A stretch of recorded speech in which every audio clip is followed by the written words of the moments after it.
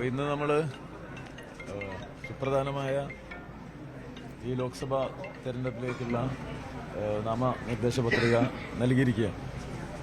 പാലക്കാടിനെ സംബന്ധിച്ചിടത്തോളം ഇടതുപക്ഷ പ്രസ്ഥാനങ്ങൾക്ക് നല്ല ജനകീയ അടിത്തറയുള്ള ഒരു പ്രദേശമാണ്.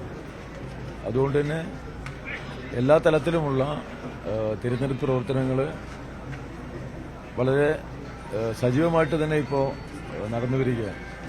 ചൂടും പ്രകൃതിയുമെല്ലാം പ്രയാസങ്ങൾ ഉണ്ടാക്കുന്നുണ്ടെങ്കിലും വളരെ ഗൗരവമേറിയ ഒരു സാമൂഹ്യ പശ്ചാത്തലത്തിൽ ഈ തിരഞ്ഞെടുപ്പിന്റെ രാഷ്ട്രീയ പ്രാധാന്യത്തെയാണ് LDF ജനങ്ങളുമായി പങ്കുവെക്കുന്നത്.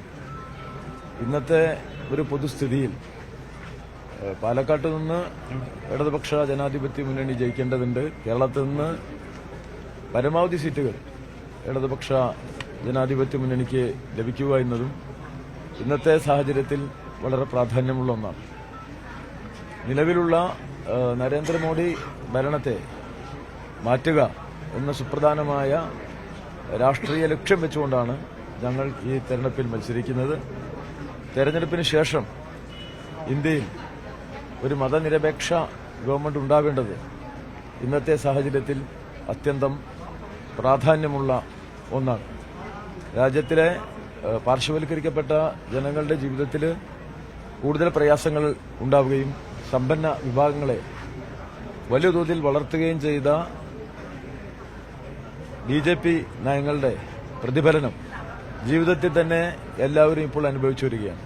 തീവ്ര വർഗീയ രാഷ്ട്രീയ നിലപാടുകളുടെ പ്രയോഗം ഏറ്റവും കൂടുതൽ നടത്തിയ ഒരു ഗവൺമെന്റ് എന്നുള്ള നിലയിൽ മതന്യൂനപക്ഷ വിരുദ്ധമായ കേന്ദ്ര സർക്കാർ സമീപനം സൃഷ്ടിച്ച മുറിവുകൾ ഉണക്കുക എന്നത് അതിപ്രധാനമായ ഒരു രാഷ്ട്രീയ കാര്യമാണ്.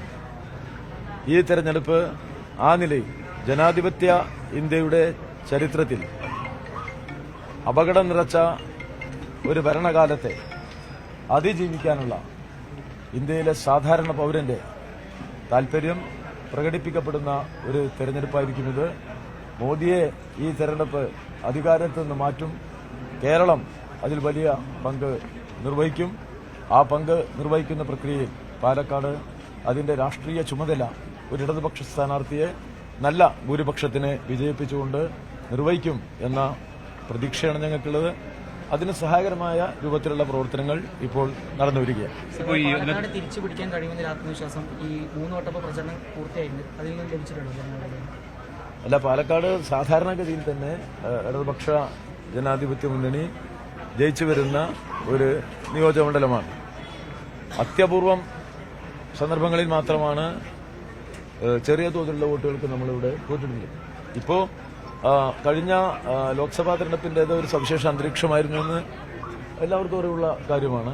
ആ സന്ദർഭത്തിൽ പോലും വളരെ ചെറിയ നേരിയ വ്യത്യാസം മാത്രമാണ് LDF-ഉം UDF-ഉം തമ്മിലുള്ളത്. തുടർന്ന് പഞ്ചായത്ത് തെരഞ്ഞെടുപ്പ് നടന്നിട്ടുണ്ട്. വലിയ മുന്നേറ്റം LDF-നുണ്ട്. അതുപോലെ തന്നെ നിയമസഭാ തെരഞ്ഞെടുപ്പ് നടന്നു. വലിയ മുന്നേറ്റവും ഭൂരിപക്ഷവും ഇടതുപക്ഷ ജനാധിപത്യ മുന്നണിക്കുണ്ട്. മഹാഭൂരിപക്ഷം പഞ്ചായത്തുകൾ കേരള ഒഴികെ ബാക്കിയെല്ലാം LDF പഞ്ചായത്തുകളാണ്.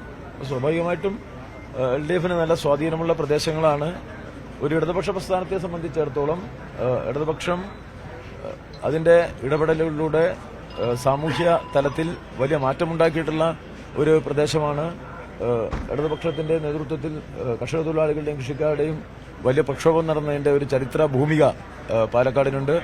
എല്ലാ കാലത്തും ഇടതുപക്ഷത്തിന്റെ കേരളത്തിലെ ഏറ്റവും വലിയ ശക്തി കേന്ദ്രങ്ങളിൽ ഒന്നാണ് പാലക്കാട് എന്നുള്ളത് എന്റെ ആത്മവിശ്വാസം വർദ്ധിപ്പിക്കുന്ന പ്രധാനപ്പെട്ട ഘടകമാണ്. UDF-ന് പിന്തുണ കൊടുത്തിരിക്കുകയാണ്. കഴിഞ്ഞ തവണ അവരിവിടെ 6000-ഓളം വോട്ട് പിടിച്ചിരുന്നു. അതിന് മുമ്പ് 8000-ഓളം വോട്ട് പിടിച്ചിരുന്നു. അതൊരു വെല്ലുവിളിയായി മാറുന്നു കരുതുന്നുണ്ടോ? അതൊരു വെല്ലുവിളിയാണോ? ഇതൊക്കെ സാധാരണഗതിയിൽ തെരഞ്ഞെടുപ്പിന്റെ സന്ദർഭത്തിൽ ചില സംഘടനകൾ അവരുടെ നിലപാട് പ്രഖ്യാപിക്കും.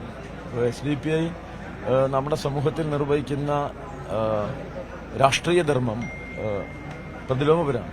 അപ്പോൾ സ്വാഭാവികമായിട്ടും അവരുടെ ഒരു കാഴ്ചപ്പാടിൽ UDF-ന് പിന്തുണ കൊടുത്തിരിക്കുകയാണ്.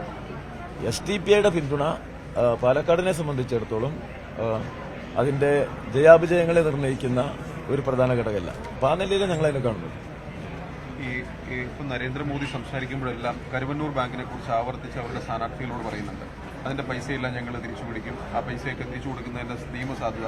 ഈ ഇലക്ഷൻ സമയത്ത് മാത്രം അദ്ദേഹത്തിന് അങ്ങനെ ഒരു താല്പര്യം തോന്നുന്നതിന്റെ പിന്നിൽ എന്താണ് അവരാണ്? അല്ല, നരേന്ദ്രമോദി ഒരു തീവ്ര വർഗീയവാദിയായ വലതുപക്ഷ പ്രധാനമന്ത്രിയാണ്.